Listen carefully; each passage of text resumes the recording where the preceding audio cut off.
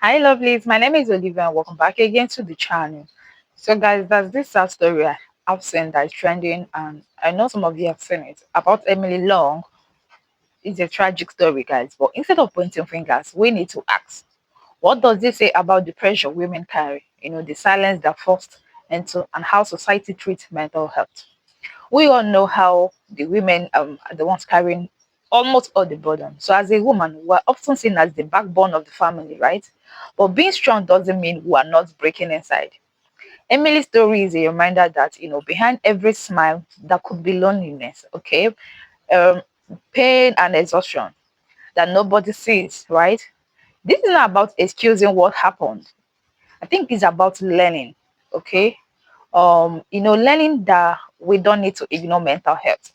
When we let women suffer in silence, tragedies like this can happen. We're not praying for that, okay? And the lesson here is value women. Check in on them, support them, because when a woman collapses under the weight, it's not just her, it's the whole family, okay? The whole community suffers, okay? So let's stop judging and start helping, okay? Because I see people are judging her. Let's remember that women are precious, powerful, and deeply needed. And if you're watching this, please make sure you stay safe, okay? Talk to somebody if something is actually weighing you down. And for you to know that your story will soon be over, okay? You don't need to rush into making decision like she did, because you don't know where your help will come from, okay? I know this is not really my style of content, but this is very important and I need to share it with you guys, okay? So let's watch the video together and let's still see what people have to say about this tragic incident. All right, and don't forget to give this video a thumbs up. Support the channel by subscribing to the channel. Let's dive into the video, guys. Y'all, this story is straight out of a nightmare. A TikTok mom from New Hampshire, Emily Long. She went from posting videos about her life, being accused of killing her whole family in a murder-suicide plot. Emily was 34. She was taking care of her husband, Ryan, who had terminal brain cancer. She went on TikTok calling it her personal diary. She even said it was cheaper than therapy. But behind those videos, she was spiraling. On August 18th, police say she shot and killed her husband, her two little kids, just 8 and 6 years old, and then turned the gun on herself. And their 3-year-old toddler survived and was unharmed. That baby is now staying with relatives. And her last post, Emily said she was in a rut, trying to pull herself out of depression for the sake of her family. And days later, the tragedy happened. This is how dangerous it can be when mental health struggles gets ignored or go untreated. Caregiver stress is real, but taking your whole family out is not the answer. Hug your people tight tonight because this one is heavy. And I'll be giving you guys updates as updates roll in. I have been struggling so much and really depressed and just have really become reclusive and just wanted to be with my kids and my husband. And while that might feel good for me, I don't think that's good for me. So, that being said, I am making a change. It is starting today. I am going to start. She had been documenting her husband's battle with terminal brain cancer in a series of increasingly distressing TikTok videos in which she confessed her mental health was in tatters and that she'd been in a deep state of depression. Newly released autopsy findings confirmed that Emily died by a single gunshot wound to the head, determined to be suicide. Her 2 children each died as a result of a single gunshot wound to the head, ruled by the medical examiner as homicides. Emily's husband suffered multiple gunshot wounds, and his death has also been ruled a homicide. The medical examiner said that, based upon the information available at this time, it appears that in the early morning hours of Monday, August 18, 2025, Ms. Long took a handgun from the home and caused the deaths of Ryan Long and her 2 children, Parker and Ryan, and then took her own life immediately thereafter.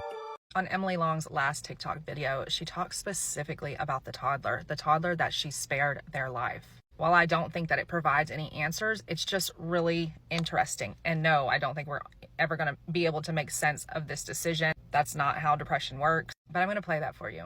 Our kids are definitely struggling. And now I'm starting to notice some changes in our 3-year-old, which is tough because he's too young for therapy. I know that people are going to say play therapy. We've done that before, and I just don't really see the benefit in it. And he's too young for talk therapy, obviously. But like, for example, last night he just couldn't sleep. He was up all night long. He was crying. And he's never like that. And I've been starting to notice him stirring more at night and just have a harder time. And it's just devastating. I am determined to create normalcy. We're going to go down the street to our neighbors who are close. She goes on to talk about how she wants to try to make herself get back into a normal routine for her family. And then shortly thereafter, we know how the story ends. If you'll also remember, the toddler was just found kind of like roaming the property.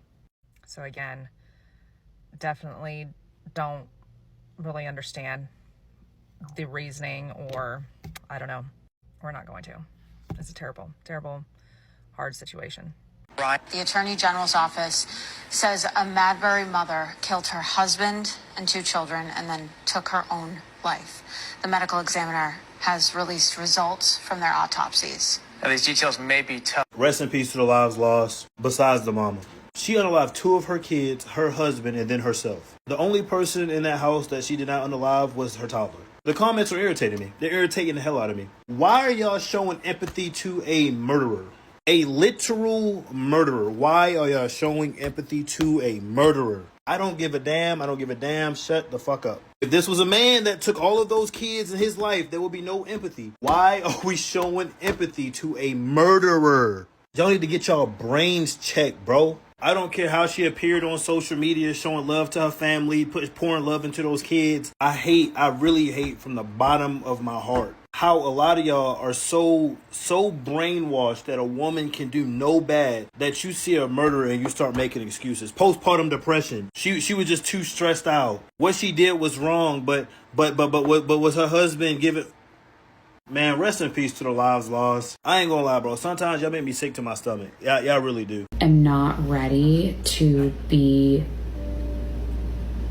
everything for everyone all at once. Like, this was supposed to be my husband's part. My daughter is very much so snuggly, needs attention, needs hugs, needs definitely babying. Like, she still sucks her thumb. I'm gonna have so much worry at home. I need the school to be a place where I don't have to worry. There's a 70% chance over the next 9 to 12 months my husband is going to die. I feel like I'm advocating in the best of my heart, but I also wonder if it's for nothing. I worry about everything. I can't control anything. Have any of you heard the story of this TikToker who unalived her husband, her 2 kids, and also ended her own life? Her name is Emily Long. And her story is very crazy. And let's talk about it. Emily Long is a TikTok influencer, but the funny thing is that she hasn't been on TikTok for so long because she just joined and her account blew up so fast because she was very vulnerable and transparent. She was a married woman whose husband was suffering from brain cancer, and she was openly talking about how they've been told he was going to die eventually, and she was talking about how difficult it is having to take care of her 3 kids and also take care of her husband. And her husband was a school psychologist, but because of his illness, he couldn't work, which means he couldn't contribute financially. Now, they've spent a lot of money on his treatment, yet there was 0 chance for him to survive. Now, Emily was constantly talking about it. She was very vulnerable, very open to her followers. So women and people that are suffering from similar things, they rushed and they followed her, honestly. So her account was doing super well. So she became very, very viral. Now, she has these 3 kids who are very beautiful and very, very fun, like very sweet kids. You can literally feel their aura through your screen. Now, last week, Emily made a video where she was talking about how difficult it is, how she's getting into depression and how she's trying to get over the depression, and how, it's just been difficult and she's considering going for therapy. Now, she made another video 2 days before this unfortunate incident where she was talking about how all she wants to do is to grab her kids and lay down and just cover themselves with blankets and just hide under the blankets. Now, that was the last video that Emily posted. As usual, she was vulnerable, she was open, she talked about everything. Then, police got to their house on the 18th of August and found Emily's husband shot dead, their 2 kids shot dead, and Emily herself dead. But the craziest thing is that her 3 years old child rather, was in the house unharmed. And now, my biggest concern is that I wonder what that child must have seen, what that child must have witnessed, how long that child sat there watching the corpse of the dad, the mom, and the siblings. This is one of the craziest stories, honestly. Her name is Emily Long. The signs were there. Hello. I was thinking a lot today about the different videos that I've posted and the different things I've talked about. And while they're all authentic and true, they are quite melancholy, if you will. And I feel like a lot of it is like, woe is me. This is going to be so hard for me. How am I going to navigate all this stuff for me? And I like feel like I've forgotten like the root reason of why all of that really does make me sad, and I wanted to talk about that. And it really is more of like why I'm obsessed with my husband and how my fear of him passing is like the cause of all of these like whoa is me, feel sorry for me, this is gonna be hard for me. So my husband is like my perfect opposite. Like when people say that opposites attract, like obviously we have common interests and stuff like that. But when people say that opposites attract, like that is me and my husband to a T. And like while it might not show it here, I am very outspoken, very impulsive, emotionally driven. I have absolutely no filter in a good and a bad way. I don't take boundaries very well. And like I fly off the cuff, in not in like a violent way, obviously, but just like if I feel something, like I'm gonna say it. Sometimes it gets me into trouble. Sorry. But my husband is like processing. I see it as puttering, but he is processing everything. He is listening. He is thinking about every side, every angle. He's always devil's advocate as much as it literally kills me. He's so thoughtful in his decisions. He's the most ethical human on this entire planet. Like every single decision that he makes is based on his code of ethics, and it's like so respectful. I cannot even handle it.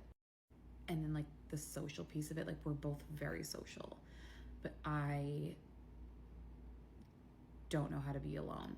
I need to be with my friends 24/7, with my family, with someone. I'm either talking to people, texting, whatever. He is like content being alone. He knows when to tell me we're heading out, pack it up. I don't know that. You know, and so it's like nice to have that like other piece of just like, it's okay to be like solo. It's okay to be independent, and you don't have to like be codependent on your friends and your family 24/7. And like while all those things are what make us such a great team and we push each other to be better and whatever, I think that the two things that, should the time ever come where he passes, that I'm going to miss the most are, one, he's taught me how to be a good partner. Like he's taught me how to be vulnerable and you know, okay with like relying on someone else. Like I was never okay with it. I'm still not good at it. How to like ask for help and all these things that he's through our relationship taught me. And like now I'm just like, ugh, what a waste. Like you don't even get to like live in like the fruits of your labor. Like you've given me so much, and like I don't get to like show that to you and share that with you. And I think that's one of the things I'm going to miss, is being able to like show him how wonderful he's been to me, and like he can enjoy that. And I think that bumps me out big time. But the thing that I love about him the most, and when I think of times where we won't be together anymore, like the thing that breaks my heart the most, is like at the end of the night, being together, like either laying in bed or like watching a show or just like hanging out in the kitchen, and me recapping my day. I work in the restaurant industry, so like every single second of my day is absolute chaos. It is totally insane, and I see the most unhinged things. And then like in my private life, like everything that happens to me is bizarre. Like, I'll explain someday, but like the people I run into at the grocery store are bizarre. Like just everything that happens to me is like a joke. I swear to God, I'm on a prank show. And I love like telling him and like recapping all of the insane things that happen to me every single day, and him just like absolutely roasting me and like teasing me about it, and just like always telling me that I bring it upon myself because I'm such a busybody, nosy person, that of course the universe has like bombarded me with these bizarre situations because I have like put that energy out into the universe. And I just love like the teasing that he does. It just cracks me up, like crying, laughing every single night where he's like, what is wrong with you? How can all these things happen to you? And like that is my favorite time of day, is like sitting down and like going through all that stuff. And it's just like such a bummer that I think that one day that might not be the case. So that is there's no point to this video except just to say, like, yes, I feel sorry for myself, and like, yes, I'm scared about how my life is going to change and like how hard it's going to be for me. But I know that like truly at the end of the day, I'm just so scared that all of these wonderful things from this like phenomenally perfect man who has given me more than I can ever thank him for, like, might not be here to like see all of that. So those are a couple of things about my wonderful husband. I don't feel like I talk about him enough besides like the medical stuff, and I just wanted to like share that piece because he's so great. And anyone that knows him loves him. And people who are on here who don't know him, like, I hope that that gives you like some insight as to like why this is so devastating for me and for his friends and his family and stuff, because he's like literally the best human on this entire planet. So love you. I can't stop thinking about this Emily Long case. And if you're unfamiliar, this woman, I think it was last week, took her life as well as the life of her husband, who was dying of cancer. I'm not sure what kind, and 2 of her 3 children, the eldest 2 of the 3. One, there was just something so striking about a woman who does this. I would imagine family annihilators tend to be men, but I keep thinking about the toddler that was left behind. I mean, why would you just leave one of the 3? I mean, why would you do this at all? After you find out about the $600,000 that she'd stolen from her previous employer, the shame of that, plus being overwhelmed at the prospect of having to raise 3 children on her own after her husband passes. In fact, she said that that was a deep worry of hers on her own TikTok. I think it started with she was going to take her own life. And then she took her husband's life because she didn't want the last few months of his life to be preoccupied with the guilt and shame of what she had done. And then she took the eldest 2 children's life because the trauma of knowing what she did to her and her husband would have been too much for them to bear potentially, and it would have caused severe psychological damage. And so perhaps she convinced herself, like, best take these 2 with us. But then there's the toddler who maybe there would be enough distance that he wouldn't remember. That he wouldn't remember, the family that he lost, but also wouldn't have the, trauma of being cognizant of what had happened to his parents and siblings. What other reason would she have to spare him? Why would someone do that? Let me know in the comments, please. That is Emily Long. That is the TikTok mother that is accused of killing her husband, the 2 oldest kids, and then herself, but leaving the toddler. She didn't hurt the toddler. So the reports say. The reason that I'm talking about this is because there's so many people that are rude. You know, oh, why does she do? You know, they're calling her an idiot. They're calling her just a whole bunch of negative names. Her husband had brain cancer. That's a lot on a woman. You got 3 kids, and you're expected to take care of all of that plus yourself. Looking at it, if I were a detective, that mother told you she needed a break. There's been so many people give these think pieces and not one person offered she needs a break. The evidence is right there. Her leaving the toddler behind and taking everybody else, including herself, out. She needed a break. She told you what her stresses were. I don't think that she hated her children. I don't think that she hated her husband. I think she was just tired.